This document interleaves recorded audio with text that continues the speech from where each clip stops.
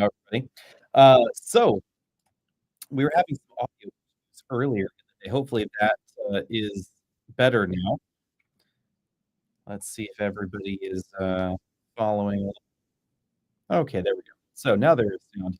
Trying a new thing here with our control system. So sometimes this is a little bit funky. I'm getting a funny echo. Anyway, Travis is going to join us as soon as he can. Let's just dive into some of the questions that we got earlier here. First, about the Honda concepts. Oh, here we go. Here's Travis. Hey, Alex.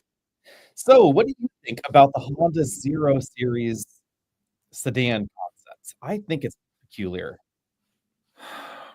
The saloon is large, and it looks large. I don't know how large it actually is, but the dimensions seem strange. There's a lot of body to it, and while I generally prefer a sedan over an SUV, I'm definitely leaning towards preferring that SUV. It's much more conventional, and yeah, and the saloon looks like it would never come to production. So that's kind of the other curious part, is it doesn't seem like something they would actually go build. To be honest, I don't think either of these is actually going to make it to production somehow. They just they look a little weird, too weird. Neither do I, but one seems much closer to a production vehicle, and one seems much more concept-y. And then my question about the concept is, what are you going to do with it? How close is this new direction going to be to what you're putting out there? I don't know. It was a little strange. And why do we have this and the Afeela? I don't know if I'm Afeela-ing either of these things somehow. If I had to pick one, I might lean towards the Afeela, just because it's I guess closer to conventional, and we don't really have a lot of information about the Zero Series, right? It's just, hey, this is our Zero Series. You know what I would go for, though? I would go for a Passport, the new Passport. Just jam a battery under that thing. I mean, I would go for a Honda E, but that's just me. What I will never understand the rationale behind this, or the why not of this. But seriously, why not just stick a battery in something you've already got? I will be the first to say I think the Ridgeline is primed for a plug-in hybrid variant. Obviously, like, Honda doesn't have any of that tech in production right now. I would assume they've got stuff that works, but if you're going to do something different, take a vehicle that you already have that's a little bit different, like the Ridgeline. Just embrace it. Just dive into it.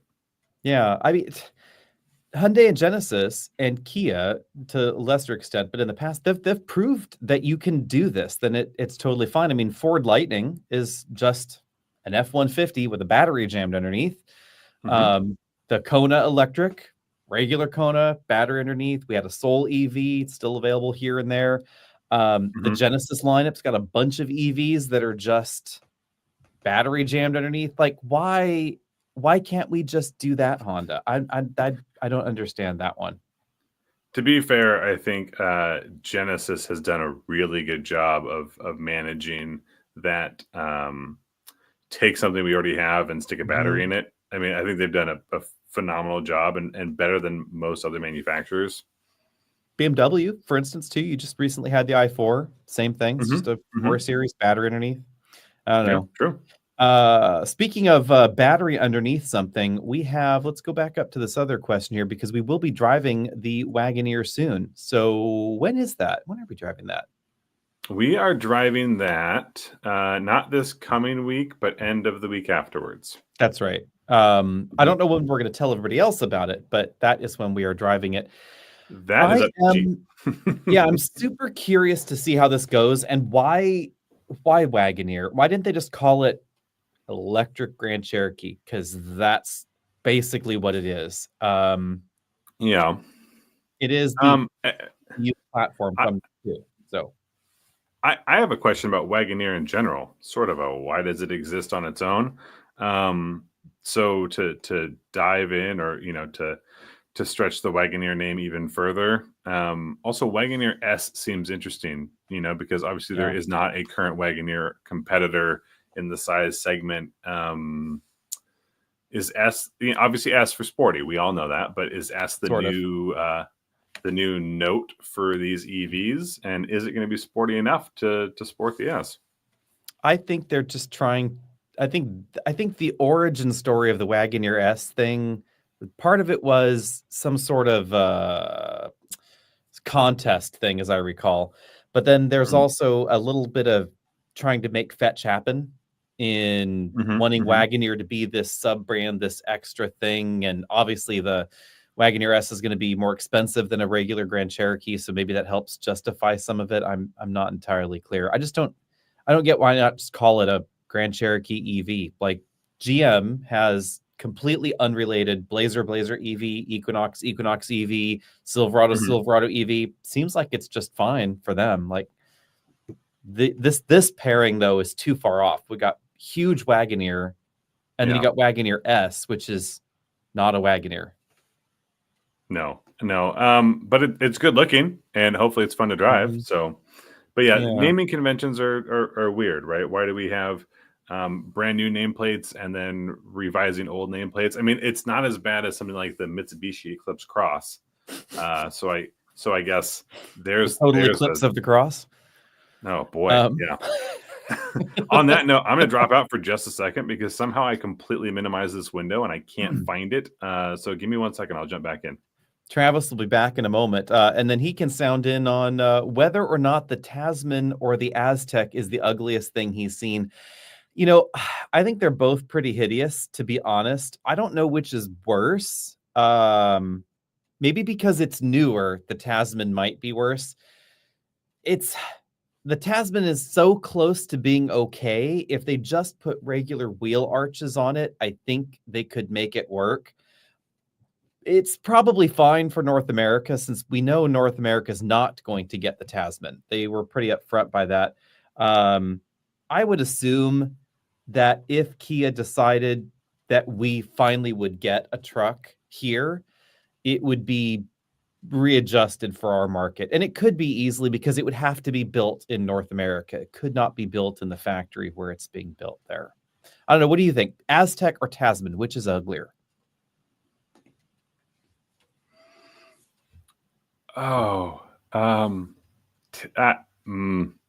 Probably the Aztec. It's close. It's a tough one. Yeah, it's just because the Tasman, if you zoom out and you put the fuzzy filter over it, you go, oh, that's an SUV.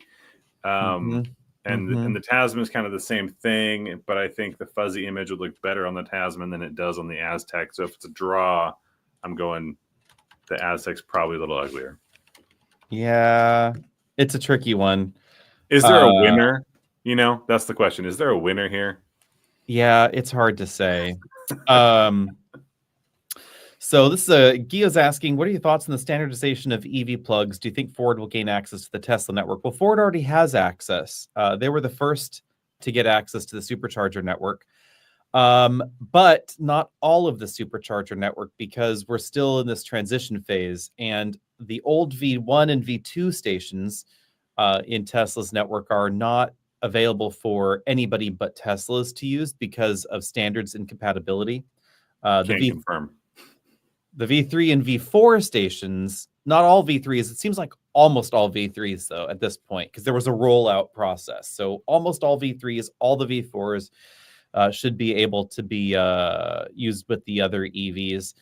I don't know. General thoughts on this one. I actually think that it was stupid to not use the plug that's in Europe in North America, but you know, hey, whatever. This is what we've got. What do you think? Indeed. And I think if I recall, NACS is going to make possible the bring your own cable solution, right? I mean, that's it's not part of the NACS thing. That's J3400. So we do have to, I guess, back up that one a tiny bit. Yeah, because the what we're calling NACS, generally speaking, if I can, you know, there's the Tesla plug thing, and J3400 looks a lot like this, and is mechanically compatible with the Tesla standard plug. But there are some important changes, and and some of this is just sort of the standard building around it, because Tesla had a proprietary standard. Tesla's connector supported whatever Tesla wanted to do. I mean, if Tesla wanted to support plugging into an elephant tomorrow, you could have done that, right? Because it's completely under their control. At least next week, maybe not tomorrow. Yeah. The problem now going forward, and this is actually where part of me kind of wishes maybe it was still just under Tesla's control, which maybe sounds weird, but the problem with a agreed upon standard that's set by a standards body, which is what J3400 is, and the thing that everybody has signed on to, is that the SAE will control it, and they're the ones that have created the published standards, and other manufacturers will have input for changes over time, et cetera, et cetera, et cetera. It means that this standard is kind of set in stone. It will be very slow to change. And what's baked in is baked in, kind of. It was easier for Tesla to make changes over time with their standards because they controlled everything. Autocracy is very efficient, but can be very flawed. And democracy is the opposite. Exactly. And I will say the big difference, and the reason we don't find the J3400 connector outside of North America, and we never will, it is going to be a North American only standard, is because it does not support three-phase charging. And by and large, three-phase charging is more the norm than the exception in Europe, where it's the complete opposite in North America. Most people charge their cars at home, generally speaking, although that's starting to change. We're seeing more workplace charging. And in North America, generally speaking, you don't have three-phase power at home. It's just not an option.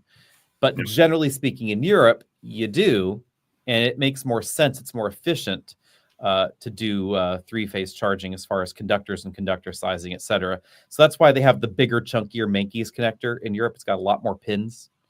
And that's why we're never going to see a global standard here. And then China's gone in their other direction, in their own direction, because China wants real fast charging. And for that, you need bigger, chunkier connectors. But that new GBT thing, I don't know if you've seen that, Travis, like the connectors, it's this huge, chunky square thing. I haven't. I will say, the other day I was talking to somebody who said, "Oh, what do you do?" And I told them, "Well, I'm work with cars." And they said, "I heard that China's got a 500-mile EV that'll charge all the way up in 10 minutes, and it's only $10,000." And I said, "Where do I start?" Yeah. No, but it's going to be more believable. They have some of these things, pieces of it for sure. Pieces of it. Yeah. But the new GBT standard there is going to support up to 1,500 kilowatt, 1.5 megawatt charging. That's bonkers. It is. I mean, that's industrial, really. Right. When we look at an EV and its applications, that's your semi trucks, your big haulers, your work equipment that needs for duty cycle to be able to charge that quickly. I'm on board with fast charging, but I really do think for most cases, 200, 250 kilowatts is already pretty good for most people in most situations. Yeah, the Neo ET9 will charge up to 600 kilowatts, which That's is cranking. And the new connector there currently supports up to 900 kilowatts with the future proofing to 1.5. So we're talking significantly faster than any EVs sold in North America, which is kind of cool. So it is.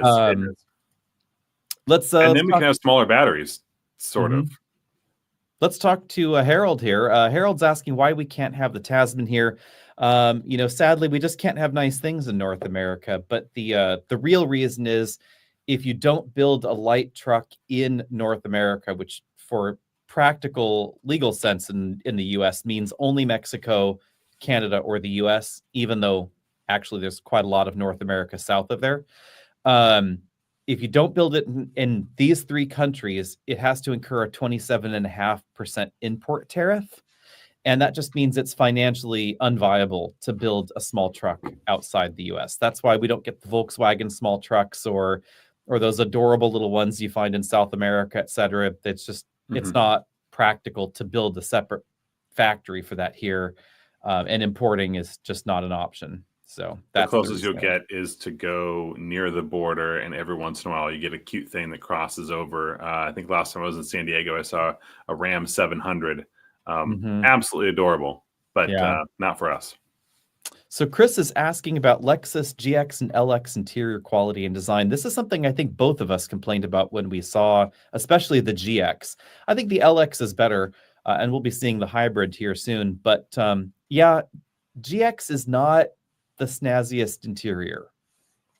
The only thing I'll add to this is that my concerns with the quality and design are separate, because I don't think it's a bad quality interior. I don't think it's poorly made. I don't think it's poorly, implemented, and I don't think the materials are garbage. But it doesn't feel quite like you're getting your money's worth, and it seems like a noticeable departure from what they've been doing the last few years. Yeah, and it almost feels Audi-fied in a way. Yeah, there are definitely some cost-cutting measures there. I will say on my side, Lexus has been known for beautifully lacquered wood trim, just dripping with wood, etc., and that's expensive. I don't think they could have said this with a straight face, but I am surprised that Lexus didn't try to say this was an environmental move to not cut down a tree, because GX and LX are not efficient. But they could have tried to spin it, and they didn't. They just just didn't. Yep.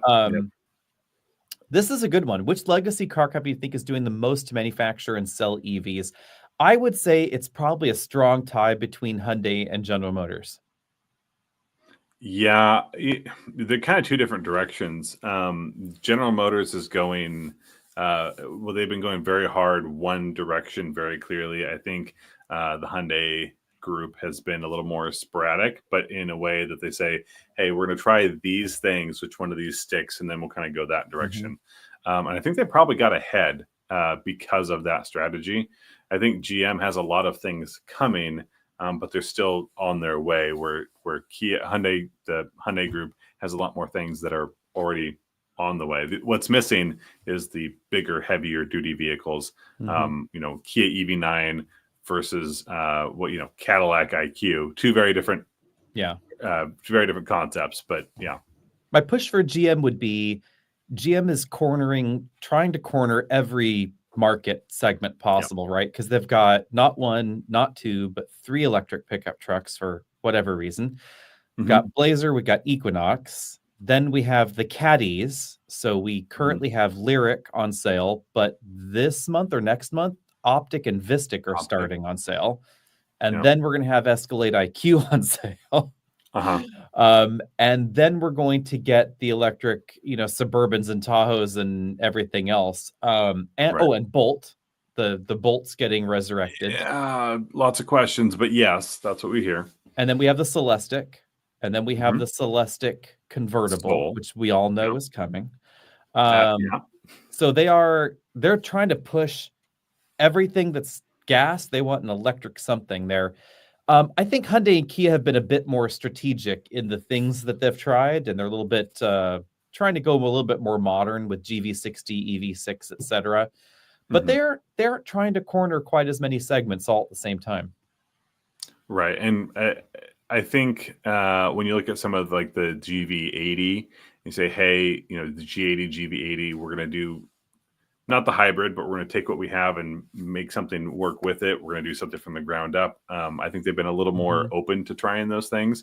And that's why I do think they've got their foot in the door a little earlier, even though GM, in the folder has more options at the moment. Yeah.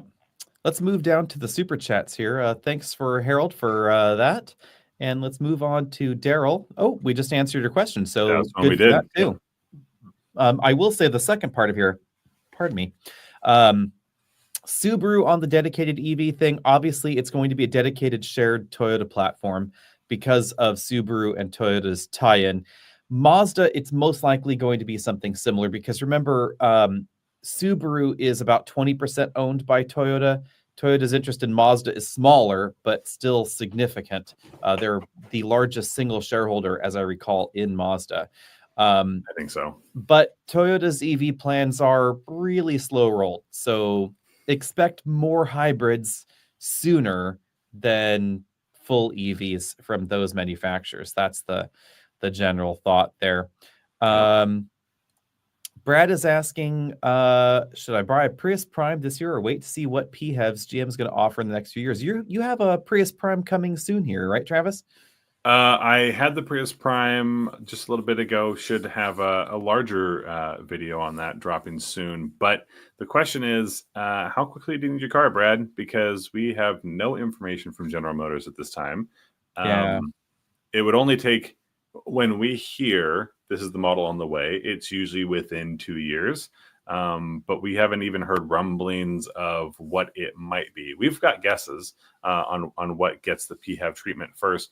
But what I can tell you is I would not expect the first PHEVs to be a Trax, option, and that would be the closest in size and function to something like the Prius Prime. So if that's kind of up your alley, I'd say you're pretty safe buying that one. And it'll be a few more years until GM has it. And if you're curious, you're not sure you want to commit, then that's what a lease is for. Yep. Peter asks a question that actually we were just discussing, strangely enough, yesterday, which is the e-all-wheel drive system. And it's worth noting that the Toyota e-all-wheel drive hybrid system is very similar to what we find in certain Ford hybrids, Lincoln actually, technically, as well as the Mazda CX-50, since it uses a Toyota hybrid system. There are a few other e-all-wheel drive hybrids out there, but this concern is more specific to Toyota's setup. And that is no. The easy answer is no. It's not going to be as capable in snow or mild off-roading as a mechanical all-wheel drive system. And the main reason for that is the size of the battery pack.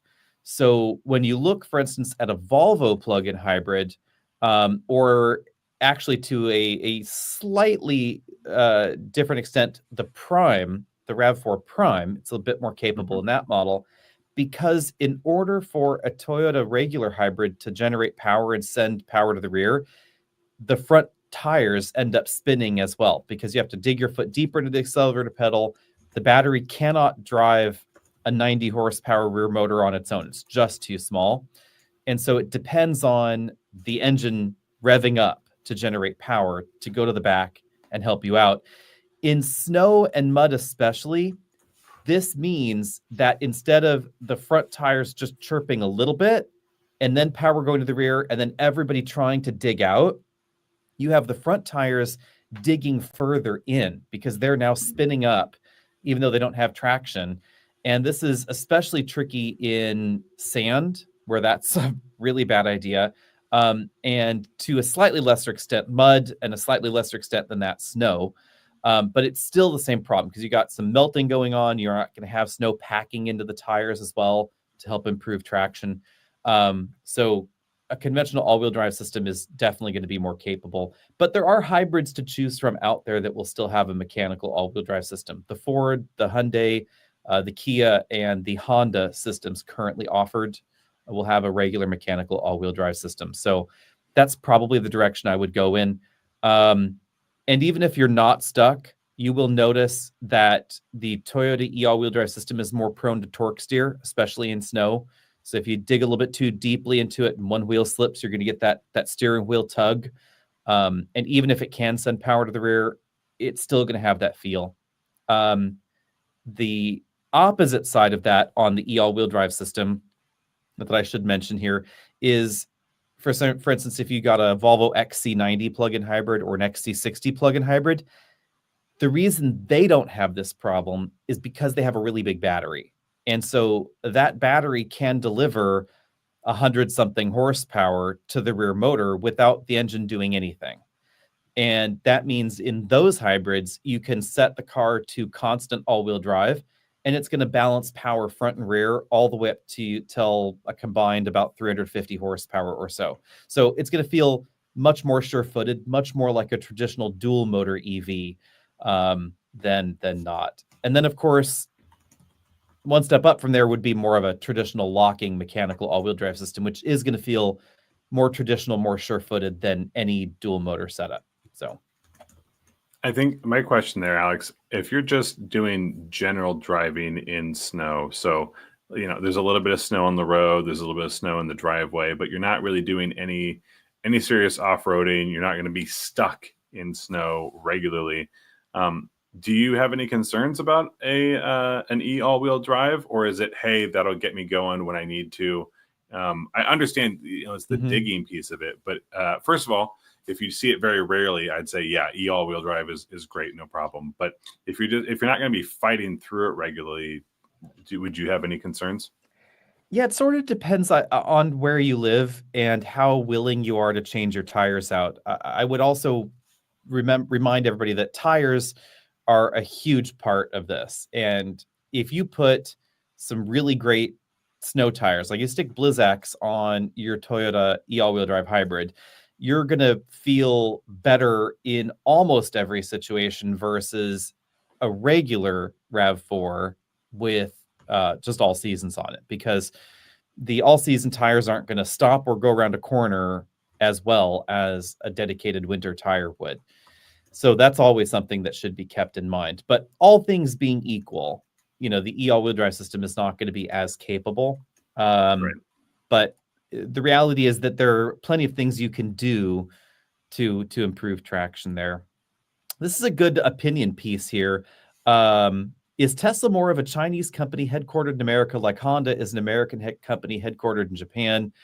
I would argue no, because Tesla designs more of their stuff in the US, even though they do sell a lot in China, and China is very, very important. I would say they're more an internally conflicted 50-50 company at this point, in a way.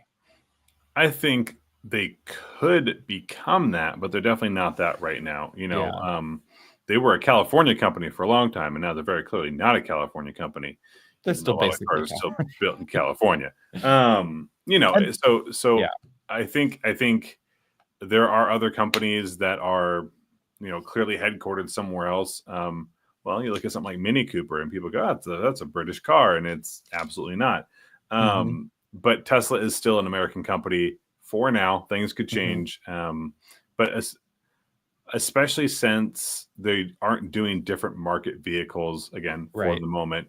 I think that's part of what I would, if they start switching over, and it would make sense that one of the first out of market or market specific vehicles they do is for China.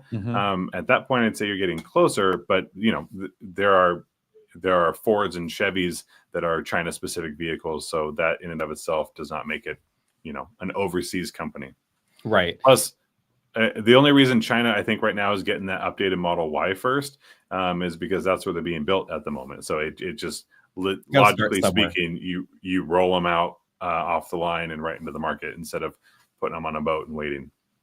Yeah, I will say that when we look at Tesla's lineup as well, for instance, the lineup is more centered on North American tastes and interests, which, mind you, do actually have a synergy with Chinese market tastes. So if we look at international conglomerates, generally speaking, cars, there's more of a harmony and more of a synchronicity between cars designed for China and designed for the US than designed for the rest of Asia and Europe, for instance. So we, for instance, in the US get the bigger versions of certain Volkswagen platforms. We get the stretched Volvo S90, for instance. Volvo's like, yeah, give them the long one. We'll do the short one somewhere else, that kind of thing. But we don't see that design just for China that we see out of other models from other companies. This is an interesting one. Do you see a future for VinFast? My first thought is just it depends on how much money the owner wants to spend, and of course how much money Vietnam wants to spend. But also, who would buy them? So YouTubers have bought them as interesting experiments. I mean, who would buy the company? If the brand... who would buy the company? Yeah. I can't think of anyone who would say, hey, VinFast is doing X way better than we are. We should pick them up and grab some IP or some production capability or anything like that.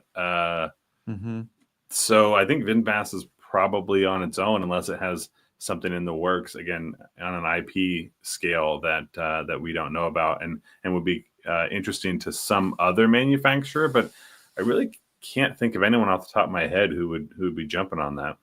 Yeah, I'm not sure. In a wackadoodle world where I could see a corporate merger happening, in my mind, it would make more sense for VinFast and Mitsubishi to merge than for Honda and Mitsubishi to merge. I think that would be a better pairing, mainly because of Mitsubishi's decent presence in South America and other developing economies around the world. And I think that VinFast's motorcycle, previous business, et cetera, and their other developing economy work, that somehow makes more sense to me. But VinFast product line currently looks good visually, I think, but I'm not sure how much there is there. And the VF9 seems very, very heavily based on a BMW platform. VF8's a bit trickier to see. There are a lot of parts in the VF9 that are either right off of BMW or are somehow identically styled to BMW switches and stalks and controls. And of course, it's got the big transmission tunnel. That's not without basis, because up until now, VinFast's car building expertise has been building licensed BMW X5s with General Motors engines under the hood and building a few Chevys. So, yeah. Although interesting, Mitsubishi was the only other company. I thought, well, is there maybe a reason? And Mitsubishi couldn't afford to buy them, but they could merge. They could rent to own type situation. Nissan could sell the percentage of Mitsubishi they own to VinFast, which could help Nissan's bottom line in their merger with Honda, and then VinFast and Mitsubishi could get together. So, and Alex only wants a reasonable finder's fee for this acquisition. You heard it here first. It was my idea, so I will help chart the course there if they will only call. And for percentage, I'll bear witness. So BMW's X3 redesign. Do you think it's ugly, or or is just the initial consumer against the change? I don't know what the discounts really are on the X3. Discounts on X3, it's pretty normal. Let's see if there are any in our area. Their volume model or one of them. I think the design language is fine. I don't have a problem with that. What do you think? So I pulled it up here, reading ahead, and I think it just looks like an X3. I mean, I recognize that it's a little more angular. And kind of a smooth angular situation, a bit of a balancing act there. The grille is a bit more pronounced because the front end is seemingly very flat. Yeah, the flat front. Besides that, it just looks like an X3. The flat front and the grille seem to be what's offending some people, and then the black surround under the grille part to the main cooling ducts down there. It's a little it's a little goatee looking. It depends on the color. If it was white, I wouldn't be the biggest fan, but I'm kind of okay with the grille. Yeah, I mean, I think depending on the pictures, the little goatee situation looks like a shadow, so you could easily pass it off. I don't think BMW missed the mark. I don't think this is some radical redesign. And I don't think X3 owners are not going to release an X3 because of it. Yeah, and the volume model with the 2-liter turbo, it does not have the little goatee kind of thing there. It has just a complete flat, body colored front. So there are ways around it, or you could get a gray one, and then it's not going to be as obvious. But yeah, it doesn't offend me somehow. No. Favorite, probably not, but not too controversial. I'm debating here. I don't think that the GLC is any prettier. It's more sedate. I think the Q5 is good looking, and I think the XC60 is good looking, but the XC60 is not going to drive like an X3. So no, it's not. there are decisions to be made. As in all things. Let's move on here. Thoughts on the Model Y Juniper? We already covered that a little earlier in the episode, but recap for us. What do you think of the light bar? Are you a Cybertruck light bar fan? I can't believe I'm going to say this. I like it much better on the Cybertruck than I do the Juniper. I just think that the Model Y is already very bubbly. The whole shape, the whole presence. And we recorded a podcast earlier. If you're not already subscribed, please feel free to do so. And we talked about it a little more closely. Alex said the headlights were not your favorite, the old ones. And I agree. They were not my favorite either, but it still felt like it fit the personality of the vehicle. So even if I didn't love it, it was more of an overall personality thing. And this light bar just feels like somebody was told to design a front end and they didn't really get an idea of what the rest of the car was. It just seems a little bit plastered on. Yeah.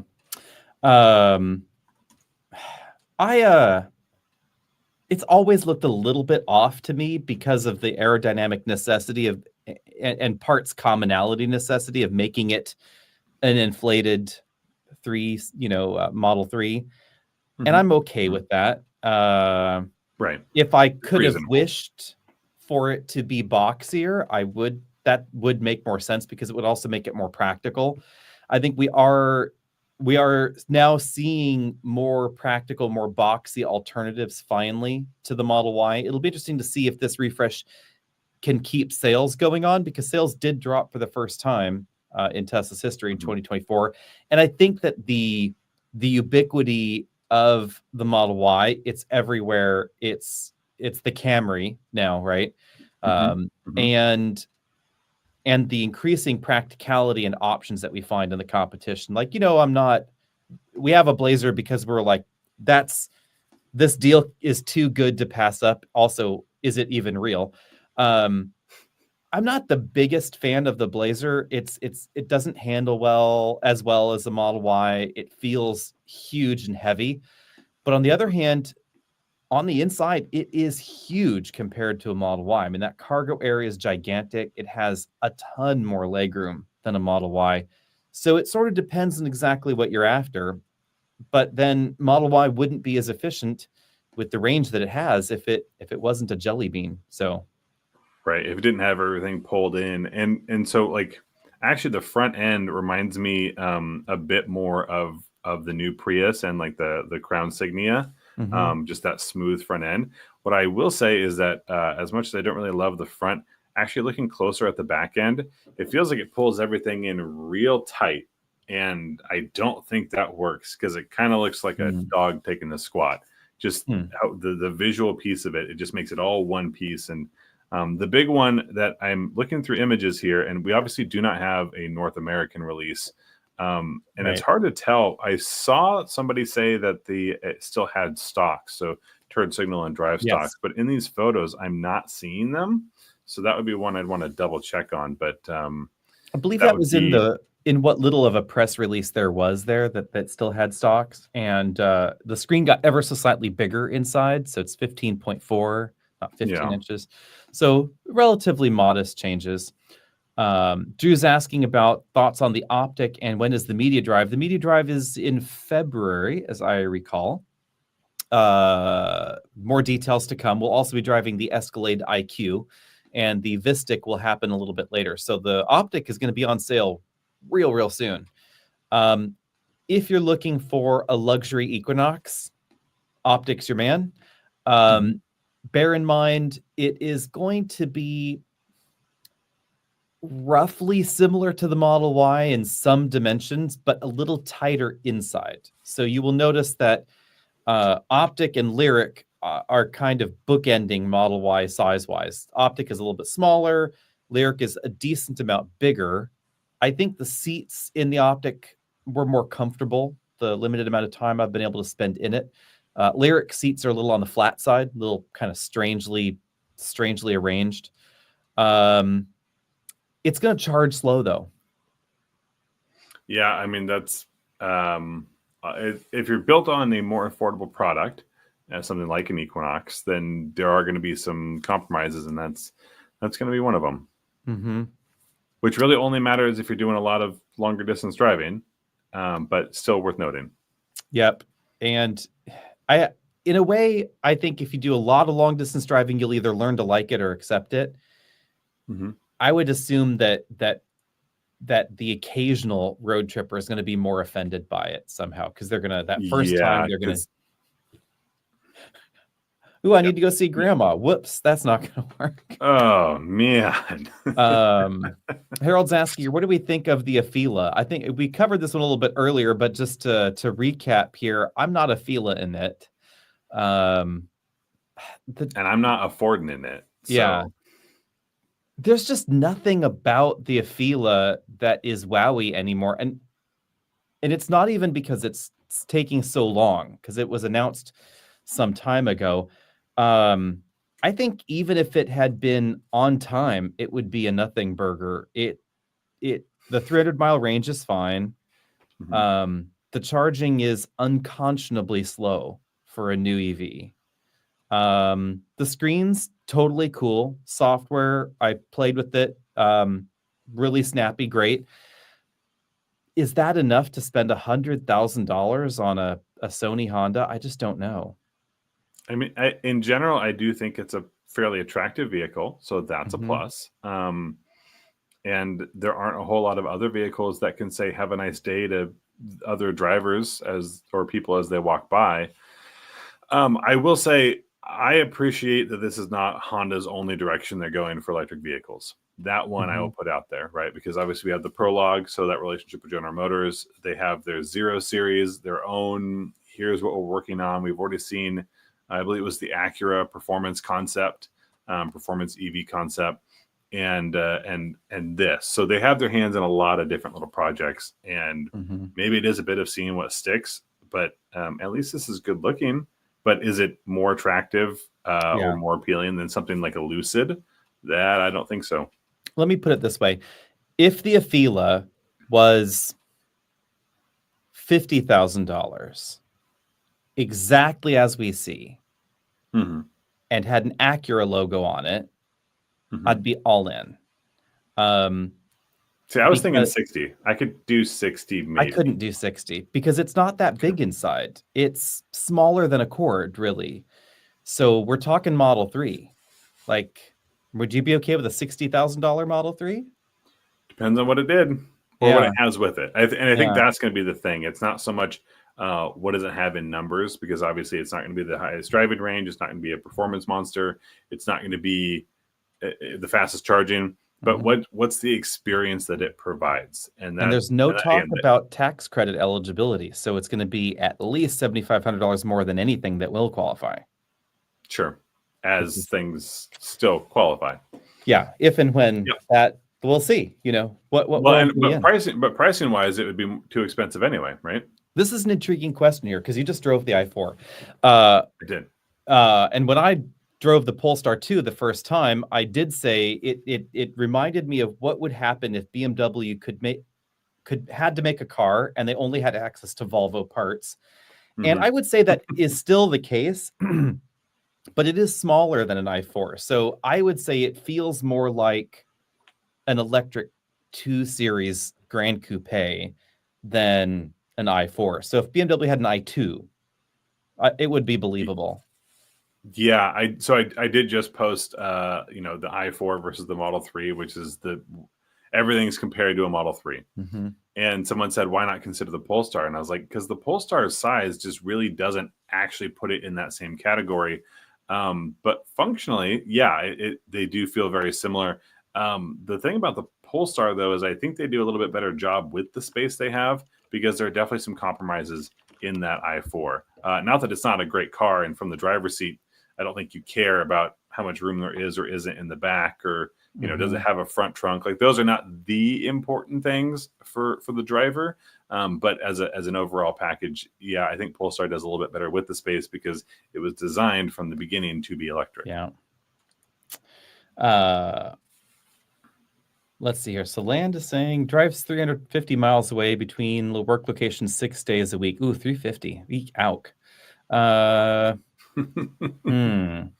is a That is a tricky one because that's a lot of daily miles, and that in pretty much anything that would mean a DC fast charge at least And it's once all a day. highway. I mean, you can't be doing that many miles Yeah. in a work day. Actually, I think you're leaning towards a Lucid. I think that, Towards I one mean, of if the you can Lucid afford one, that would sedans. be probably the best. I mean, otherwise you're Yeah. you're Tesla-ing. That's Or probably going to be getting the a easiest. real big battery GM truck. Yeah, I mean, the problem with the big battery GM truck is charging it at night to get another 350 out of it the Oh yeah, next you day. need your 19.2 at home, and it'd be a maybe. Yeah, that would be tricky. Yeah. Billy's question, this is a good one here.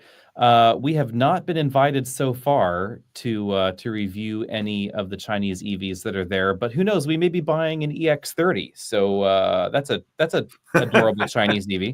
Oh boy. So stay tuned on that one. We still have to figure out how the deal is going to go down.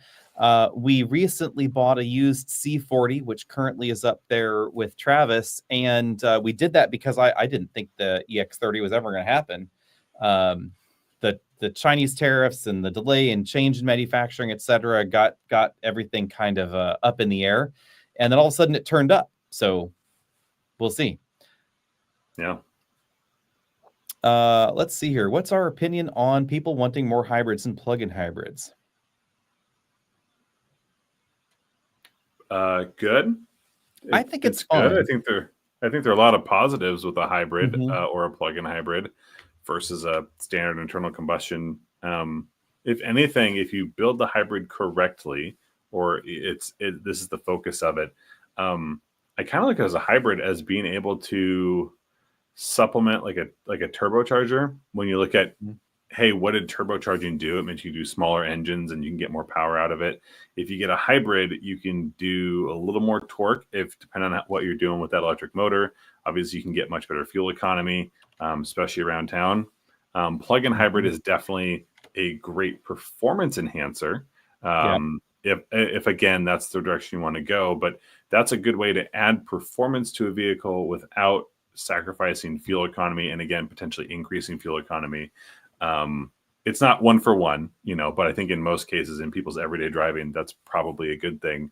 But there's going to be more hybrids and plug-in hybrids before everything's EV. And again, who knows? Everything probably won't be EV in the next 10, maybe even 20 years. There's going to be specific applications that just don't make sense for it. But it's all moved towards some sort of electrification. Yeah, I will say, it's going to be a long time, truly, until we see a electric vehicle comparably equipped and sized to a hybrid that is priced like the hybrid. Like, we do not see an EV that is as boxy as a RAV4 and as practical as a RAV4 with 8 inches of ground clearance for $28,000, $30,000. We're a long way off of an all-wheel drive EV being able to do that with 400 miles of range.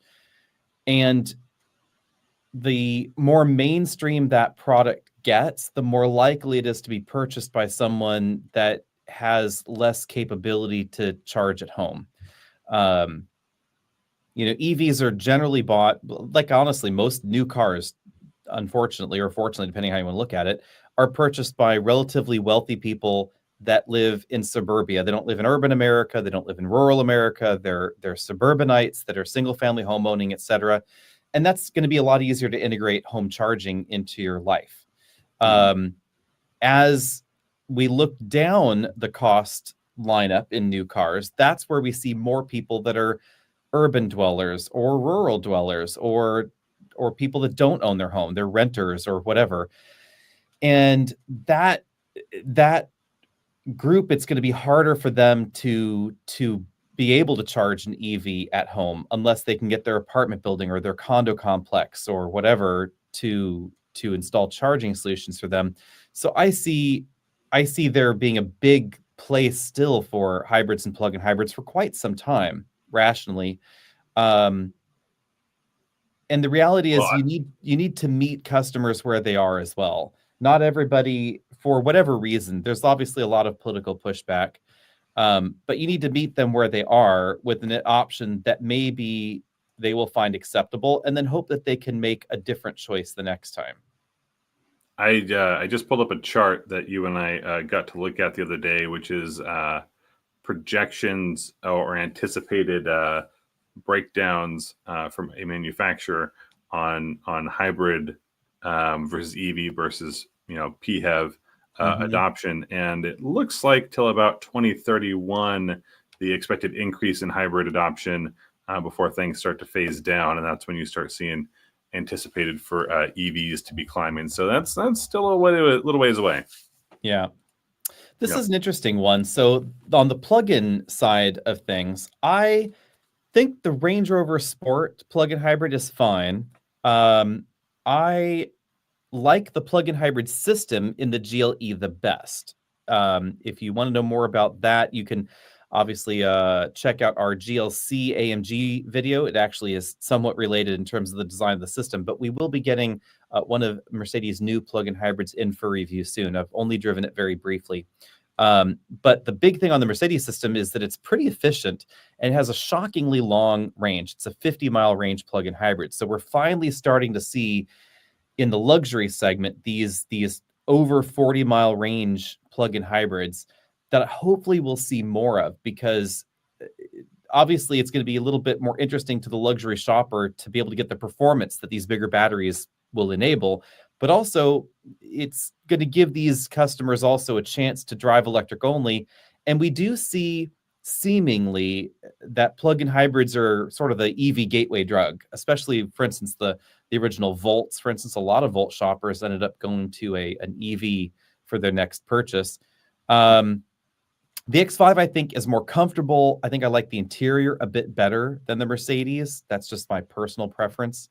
I would also say that if my own money were on the line, I probably would go for something slightly smaller and less expensive and just get an XC60 plug-in hybrid. Not as much range, no DC fast charging like you find on the GLE. Admittedly, the GLE's DC fast charging is not that fast, but it does do it. But it is less expensive with solid fuel economy. And I think even though you don't have as much range, I think it's a good compromise between the two. Of the three, I've only driven the X5, but it was a fantastic vehicle. So it's, if you're in that mix, then there's not a wrong way to go. It's just kind of what's your preference. Get Up and Go is asking this question: In-N-Out or Dick's Burgers, and what's the to-go order or go-to order? I'll go first because I'm going to be the Philistine here and say I don't eat it either. I actually have not had a burger in a really, really long time. Burgers don't love me as much as I loved the burger in a former life. And, I need to see my grandchildren. And my doctor said, if you want to live to see your grandchildren, you need to watch your cholesterol. So no burger. But I'm happy to answer. Also, though, I think In-N-Out's fries are revolting. So I stopped at In-N-Out a couple weeks ago while I was down there, and the thing is, they're not a bad burger stop, but kind of like Dick's, there's nothing terribly special about them. It's just sort of a atmosphere thing. It's hey, this is the spot. It's a fine burger, but it's not for me, it's not worth the trip. I know the closest one to me, I think, is down in Oregon, and I know people will sometimes make a drive to go In-N-Out. And I'm like, Well, I hope you're just looking for something to do that day, and that just ends up being an ending point. I will say I'm 100% between the two going to go to Dick's. I'm going to get a deluxe, a fry, and a shake. If I go crazy, it's 2 fries, but Dick's Deluxe is a good way to go. So on the fry question, though, In-N-Out's fries. Tell us truthfully. Yeah, they're just French fries. But there's something wrong with them because they're not just a regular French fry. Do you feel like it's just like a very bland fry? Like technically, this is a French fry. Is that? imagine a really, really soft styrofoam that you colored yellow and fried. And everybody has an excuse for In-N-Out fries. Like I have very, very good friends that are over the moon with In-N-Out, and they think it's the biggest sacrilege to diss or question their fry. There's And always a they're like, line. have you tried having them extra cooked, extra crispy? And I'm like, yes, I did. Then they were burnt. That was bad. There's just the only thing that could make an In-N-Out fry worse, In-N-Out fry, is if it was in Canada and they jammed some gravy on it. Because poutine is animal the style. only thing worse. You just get your fries animal style, and then you're dealing with a real heck of a mess. Sorry, I will say the Dick's Canadian friends. fries are real floppy, but they taste good. So yeah, I'll take it. And the correct answer is no. Chick-fil-A is evil, so you should just never Chick-fil-A. I haven't eaten one in 23 years, and I feel fine. And Crosstrek versus Tucson plug-in hybrid for gravel roads. Which will get squeaky first? That is an interesting way to ask that question. Yeah. If I live on a gravel road, and actually very, very little gets squeaky, mind you, but I will say Tucson, if you're worried about longevity, does have a much longer powertrain warranty. Also, Tucson's plug-in hybrid system is just better. And there is no Crosstrek plug-in hybrid system, so depends on what you need it for. Yep. Yep. Oh, wow. The Model Y makes this person think of a GMC Pacer. Let me do a quick search. Oh, wow. Oh, damn. Travis is younger than he looks, apparently. If someone thought he knew what a Pacer was like. No, I remember, but it's not of my generation, so I will have to disagree. Why is there no Q8 review on the channel? The last time the Q8 doesn't sell terribly well. Last time it came through, I don't remember exactly why not, but we'll probably see it if it gets redesigned again. We do have Q8 e-tron videos on the channel, mind you, and the entire SUV lineup there is getting renamed, so we don't know what the future of the gasoline Q8 really is in Audi's new lineup scheme. Odd numbers are going to be gas, even numbers are electric. So we'll have a Q4 and a Q6 e-tron and a Q8 e-tron, and then fill in the things on each side. And John is correct. Wendy's fries are delicious and infinitely better than an In-N-Out fry. Okay, but I'll just jump in. McDonald's and Burger King. The McDonald's fry is the one that you eat if you have nothing to dip it in. If you have anything to dip it in, go with the Burger King. See, I can resist a fry. I don't need a fry somehow. But if I was forced to fry, some of us just don't have the willpower. Thank you. If I was forced to fry and forced to choose, Wendy's is up there. I would probably go for a Carl's Jr. fry. I think Carl's Jr. is best. Not sure if I've ever had a Carl's Jr. And then we'll go with this one on the Danny thing. Incorrect. Fighting words here. Plenty of places use fresh whole cut potatoes, and they're not revolting. I mean, Five Guys is a good burger. Yeah, and I tried the well done thing. Then they're just burnt. Don't try and feed me a burnt fry. In-N-Out. By the way, never order Five Guys anything other than small fry, because you get the fries and then a scoop of fries and then half a bag of fries to go with it. So small is plenty. Yeah, don't know. Let's see. Let's move along to move down one of these lists here. I know you want an R3, but this is I've thought about it. Will they be outdated by the time they come to the market? Ooh, if they weren't so software dependent, that's possible. But the beauty of those designs is that they are mostly just screens. And so as long as aesthetically it doesn't look, any particularly dated way, battery tech, software and interface and those sorts of things can get updated. Battery tech can't be, though. So what do you think? That's true. And I would say there's a chance, because Rivian is still the startup, the most recent startup of, well, and Lucid, to be fair, but Rivian's on its own there. So yes, they could be a little bit behind in a couple of those categories, but like, will the whole vehicle itself be outdated? Not necessarily. We still have cars on the road right now that are using outdated engines, but it doesn't mean the product is outdated, you know? I will say we just got the R1T in, the tri-motor, which is the one I was really interested in. If everybody recalls, we actually owned a quad motor R1T. We had one of the first ones that was sold, and they're pretty decent improvements, really, between the two. Obviously, the software has had some decent changes, but Rivian also spent, I would say, more time than I had expected actually tweaking other things substantially under the hood. You know, reducing wiring count, improving efficiency. They swapped out the old loud air conditioning compressor, and changed the lighting, etc. So they made enough of an improvement that even though the new R1T looks shockingly like the old R1T, I would say it's not outdated, and it's actually, I almost hesitate to say this, it's the best. I think it's still the best EV truck in America. You're going to get a lot of range, greater efficiency in it than in the Cybertruck. I honestly don't see a reason to buy a Cybertruck over the Rivian. Because people won't look at you the same. You know, that's the Rivian's going to be a little more subtle. But that is also one of the things I like about it.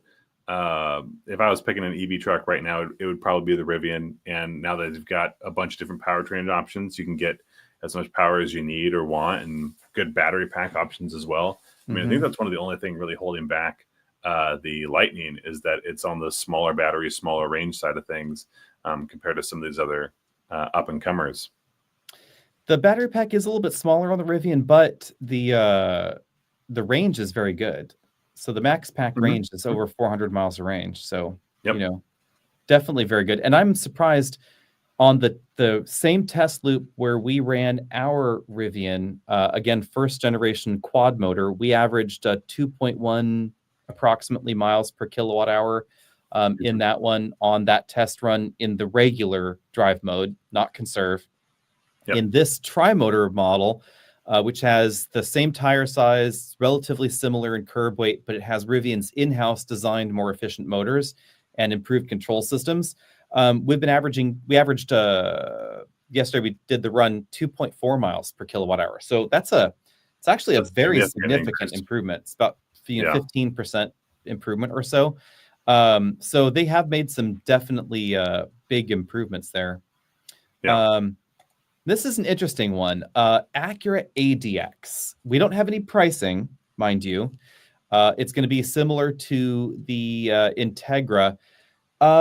Did Acura do enough on it?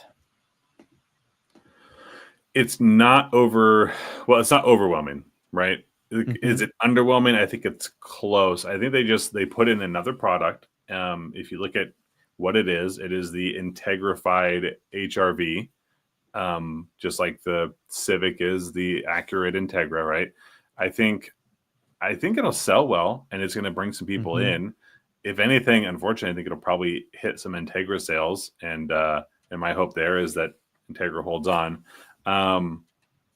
It's not as different, and I don't particularly love the lines of the HRV. Just the overall shape is a little bit funky for me, and even though the Acura gets more angular, it carried over some of that general shape, and I was hoping I would see something a little bit different, but they do have a funky, cool, like dual spoiler option that does change it.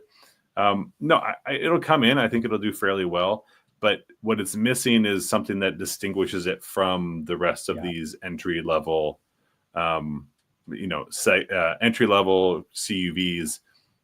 But to start, I think it's not a bad start. Here's the thing, though. ADX, or would you Mazda CX-30? Oh, probably for the dollar, I'd stick with that CX-30. I'm going to guess that there's going to be a reasonable amount of overlap, because CX-30 does get on the pricey side. But it's going to have probably something like 50, 60 more horsepower. You know, it has a much bigger engine. Mhm. And that 2.5-liter turbo has been a really good thing for Mazda. And I think that's my problem in a way with the ADX. We have to reserve rights because we haven't driven it yet, mind you. But I will say that the ADX firmly solidifies Acura's position as a premium, not luxury manufacturer, like we've talked before. Right.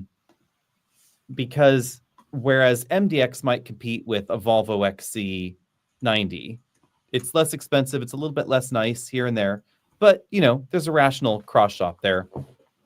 I would not see a world where I would honestly cross shop ADX and XC40. No, I don't think that'll be the case. If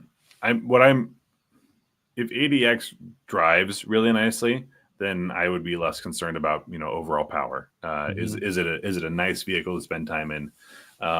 It does have the look, and again, my personal dissatisfaction with some of the shape is just my own. But no, I'm glad Acura is doing it because it doesn't hurt to have a competitor in the segment. Really, the question I have is what vehicles is it going to draw some sales from? Mm-hmm. Who's choosing the Acura over the other options? Yeah. Here's an interesting question from Drew. So since you're a Tesla owner and Tesla loves the watt hours per mile here, what is your preference? Watt hours per mile or miles per kilowatt hour? Oh, I would prefer they all just use the same thing, and miles per kilowatt hour makes pretty good sense to me. We always do, we do miles per gallon. Right. It's just the easier, you know, it's all doing the same thing. Is the bigger number better? Is the smaller number better? It just kind of depends on which measurement you're using. Right now, the Volvo does kilowatt hours per 100 miles, and I'm like, why? Why are we? That's the European. That's the European translation. Great. It's really easy to program in another option, and we don't. And I haven't found, and I haven't dug all the way through, but I haven't found a way to switch it. It's just this is what you have is your kilowatt hours per 100 miles. So I go, oh, okay. So I want the smaller number in versus miles per kilowatt hour. We want the bigger one. So yes, I'm on the miles per kilowatt hour train, and I am as well, primarily because that's what you buy the thing in. So right. The reason for me that miles per gallon makes perfect sense, and it wouldn't actually matter whether it was gallons per 100 miles or whatever. Like there's the whole statistical debate about which way that number should be presented. Right. But you're buying electricity gasoline in gallons, which is why I've always thought that the dumbest thing, either of these is kind of okay, but the dumber thing is the MPGE thing that you find on the window sticker, because nobody's buying their power in gallons equivalent. So that's the thing that I find dumb. I would rather that the EPA just said, like, this is how many kilowatt hours it takes to go a mile, or the reverse. And then you as the owner could calculate out, oh, okay, I drive 30 miles to work.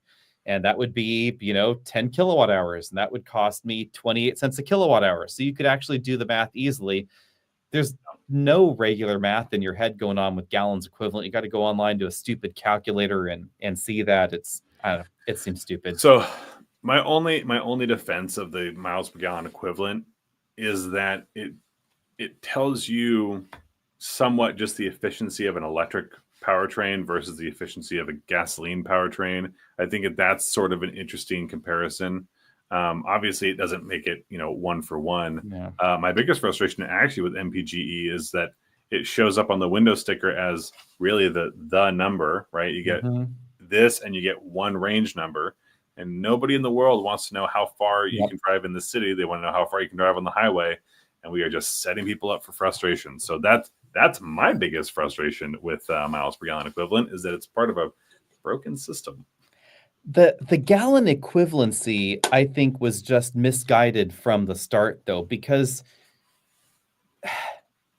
there's no way that if you drive a Tesla and it's 100 MPGE, there is no way in an actual world we live in where you could take 1 gallon of gasoline and generate the electricity to make that thing go 100 10 miles. It is not Right. physically possible.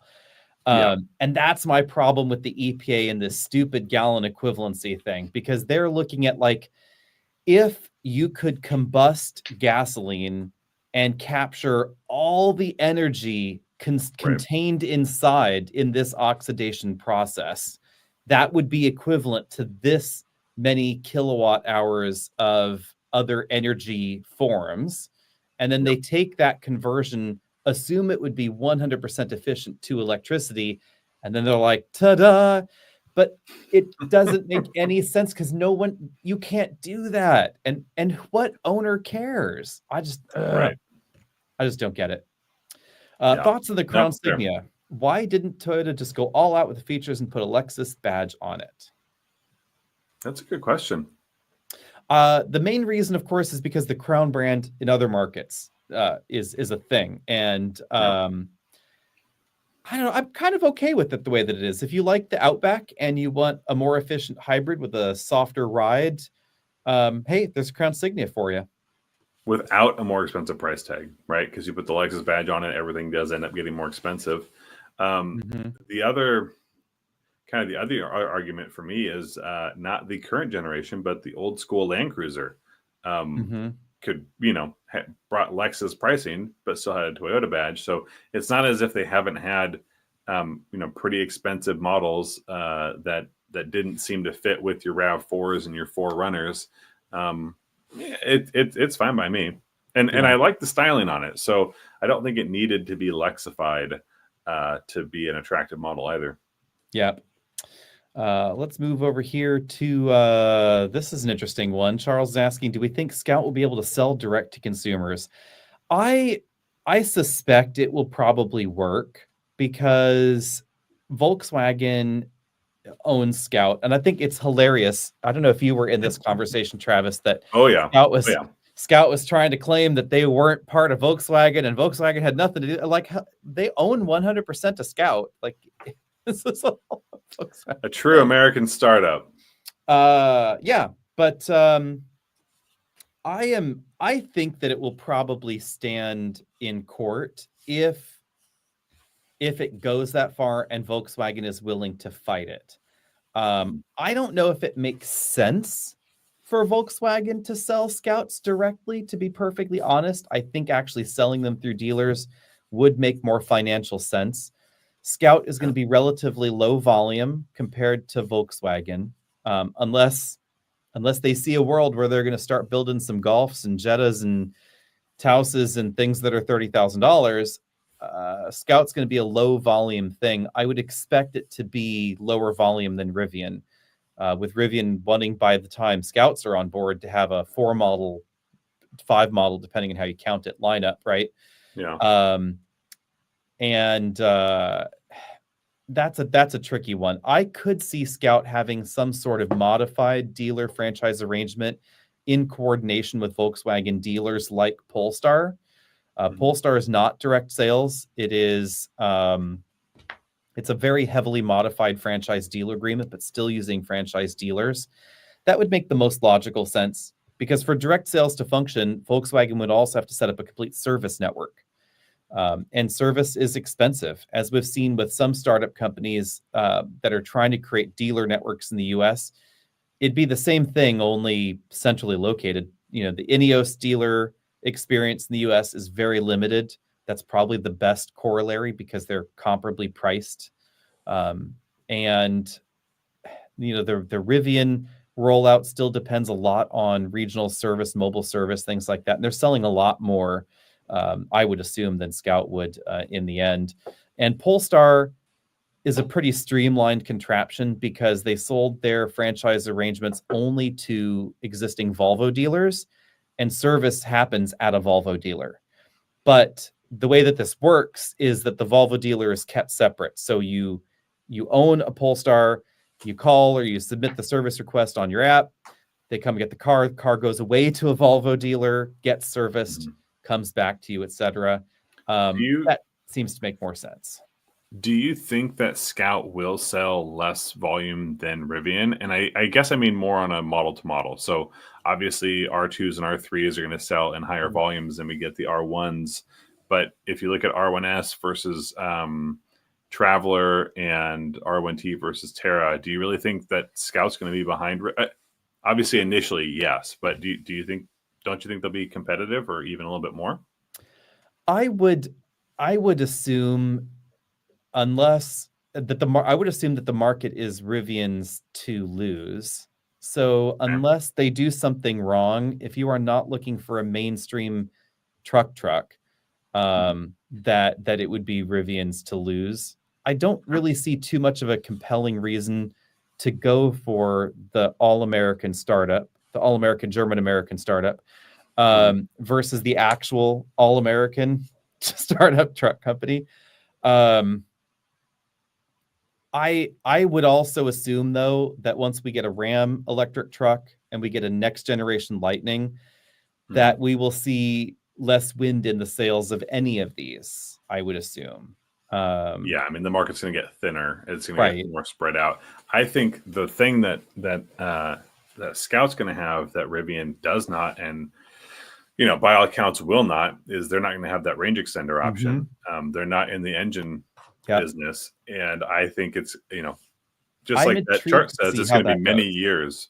It's going to be many years before the shift to full electric really takes place. And what I didn't mention, I mentioned I didn't mention percentages, but it's growing. But the plug-in hybrid segment falls much shorter or much smaller than the hybrid or the electrics. So they're in this weird middle ground. But I do think bigger, heavier duty vehicles, something like like the Ram Charger, like a Scout truck, I think those are ripe for plug-in hybrid variants. But that's something Rivian won't do. Yeah, I am curious to see how that goes.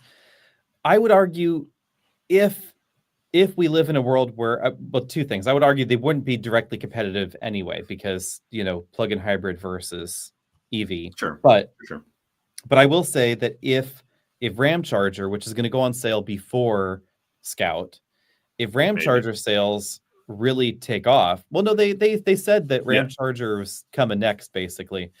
So if Ram Charger sales really take off, then I would not be surprised if Rivian found out a way to jam a 2-liter turbo or something under that frunk, because it's got a big frunk. Yeah. There could be an engine there. It's really not I'm still on board with I'm all in for the toolbox generator. Just be able to slide that into the bed, and it won't happen that way, but I'd love to see it. Plenty of logistical challenges there, but I will say I am cautiously optimistic about the plug-in hybrid small trucks. The question for me will be when we actually see them in production and owners actually see their shitty fuel economy when they're operating in hybrid mode. Hold on. What are they really going to think about this? That's the question, because fuel economy is going to be below a hybrid F-150. There's no two ways about it. We already have that from Ram. But it should be better than a non-hybrid option, or at least equivalent.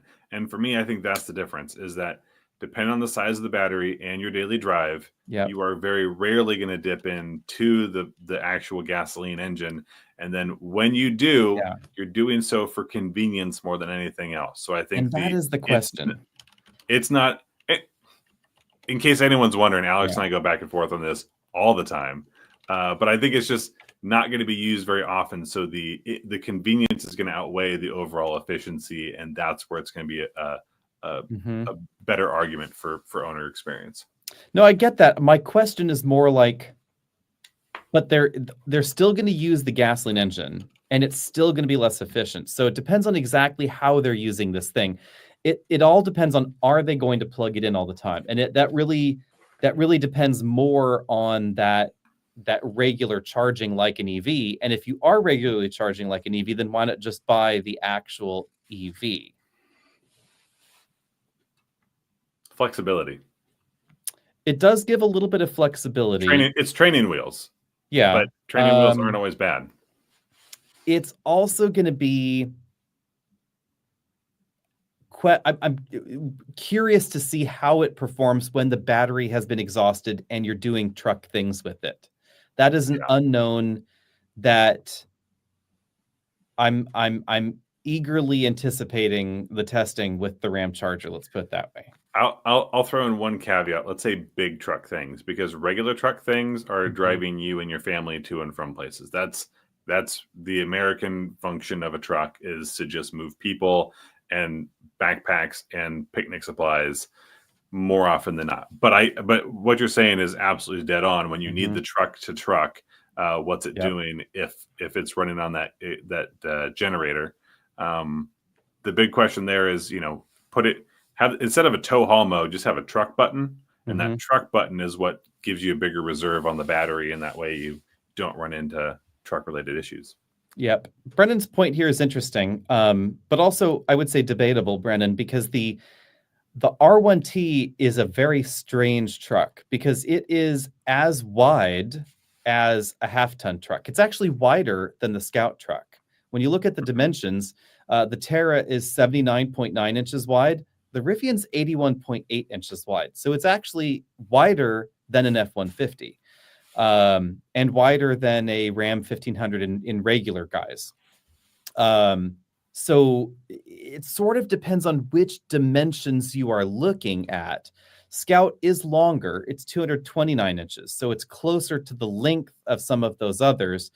But Hummer is 217 inches long, which is most arguably a half-ton truck. It's not a mid-size truck. And it's the same length as the R1T. So R1T is this what is it sort of thing. And I think the part that confuses people sometimes with the R1T is that not all the dimensions conform to normal segments. So the truck is 81.8 inches wide without the mirrors. So mirrors are wider, and you'll really notice that trying to put it in a parking spot.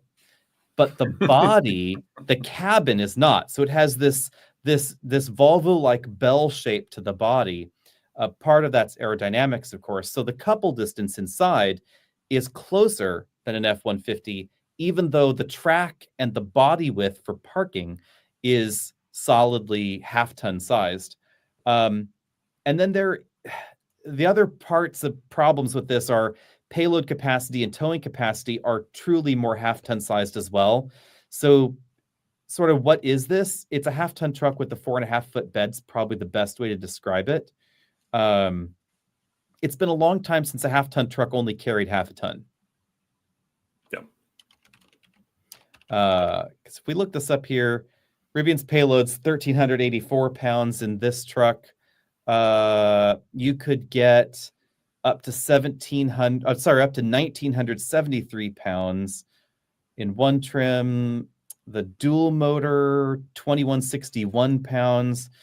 Which means that's more payload actually in all of those trims than you'll find in a decent number of Toyota Tundra or even some Ram 1500 trims. So it's a really hard to categorize thing.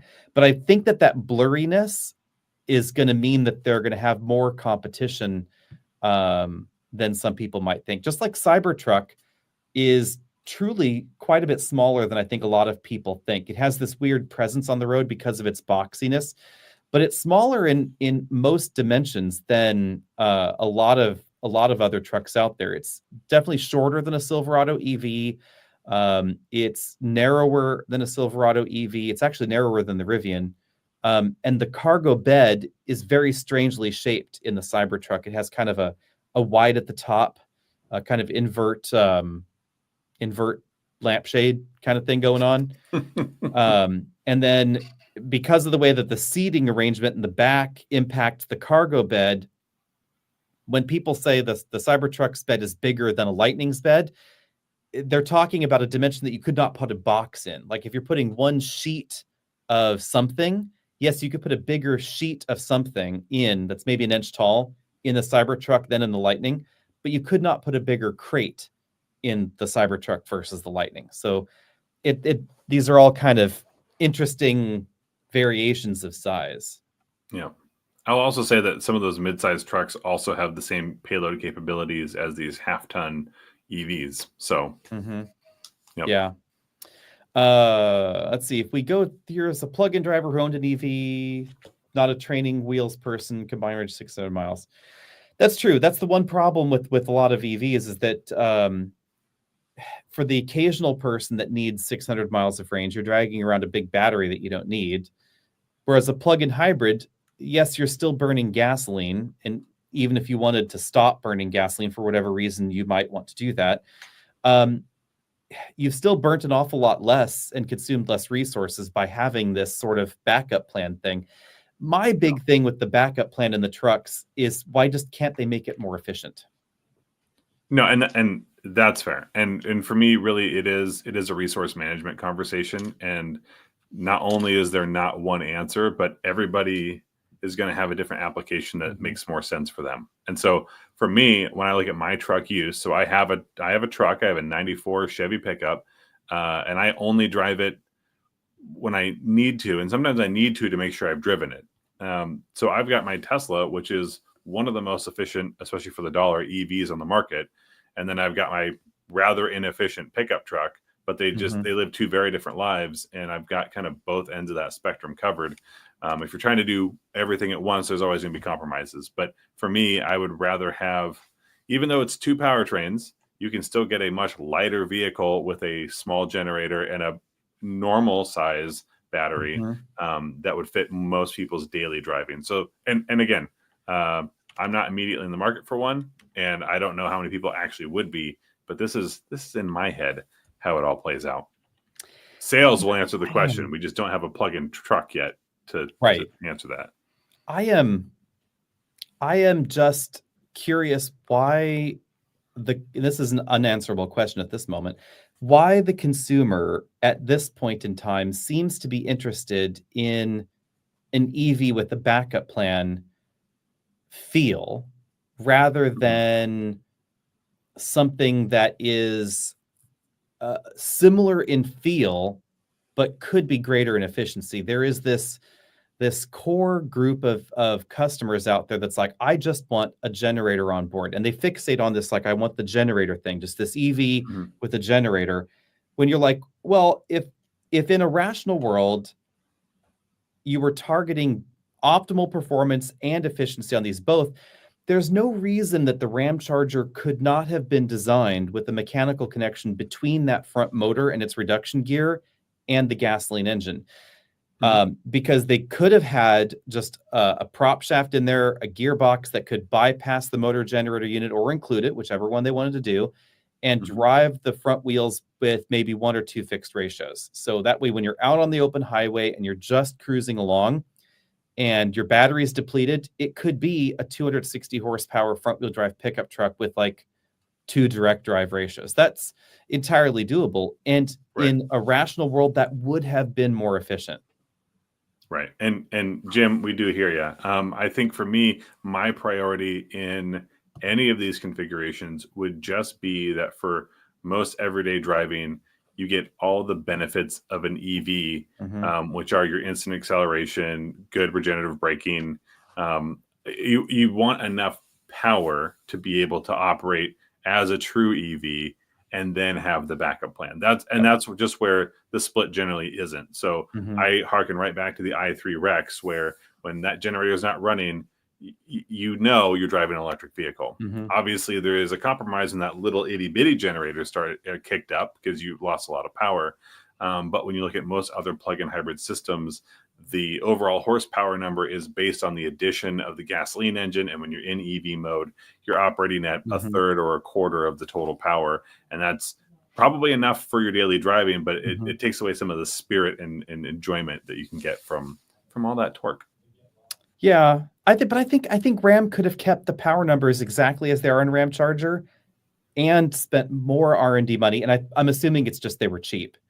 But I think that with more R&D time and investment in that plug-in hybrid system, they could have had the best of both worlds, kept the EV performance while also enabling a much more efficient hybrid drive mode, which they claim they intend to be used on a regular basis because they claim this is the EV for weekend warrior, people that want to go out on the road trip, that want to tow that trailer every weekend, etc.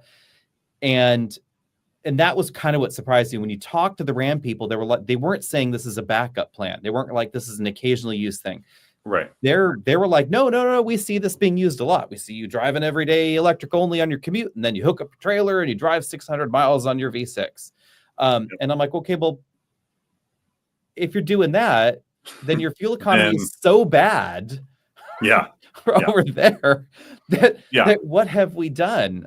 So we'll see. We'll just have to see how bad it is. But and I will say, yes, there are definitely things Ram could have done differently with this design. We are both very excited to see how it all implements itself. I want to see, and this is just what's in my head. I want to know what plug-in hybrid truck and whatever the EV range is from 50 to 150, whatever plug-in truck will also have the towing capacity or the payload capacity for me to go ahead and slide in a little camper shell, not a full slide-in camper, and I can go anywhere, anytime, run any. I can have my electric out in the middle of nowhere because I'm running my gas as the generator. I want to know who's making that truck, and that's the race. It's right now between Ram Charger and the Scout Terra. We'll see who wins because I want more EV range. I have the suspicion that if that's what you're interested in, we will see something like that from Ford first. Rumor mill seems to be that Ram Charger will not by default allow a slide-in. I'm talking about baby slide-in, so it's really more of a depends though, because like you can't do a slide-in in your Silverado EV, Sierra EV, etc. Like they tell you no. People do it, right? And it is my recollection that Ford also says no to Lightning, but there has been more interest in Lightning and more work around that. And Ford just builds the most trucks, so I would assume that we might see something like that from Ford because there is a lot of commercial interest in a plug-in hybrid work truck. So we'll see how that goes. But last question before we go, and I think this one's an easy. Do we think the Dodge Charger EV will sell well? No. Nope. But I think the gasoline one will sell just fine. So yes. You've driven the Charger, or you've seen the Charger. I sold the drove the Charger EV. The gasoline one's coming up later. 4-doors coming later. Gas one's coming later. The Banshee one that's coming later. But nutshell, EV version, no. Think the gas one will sell just fine. Yep, sounds good. But everybody, see everybody sometime later. Don't forget to check out the podcasts, the other channels, hit the subscribe buttons, find us on the Facebooks, the Blue Skies, the Twitters, the X's, the Y's and the Z's, and see you later. And have a good weekend. And stay away from those In-N-Out fries, because bye everyone.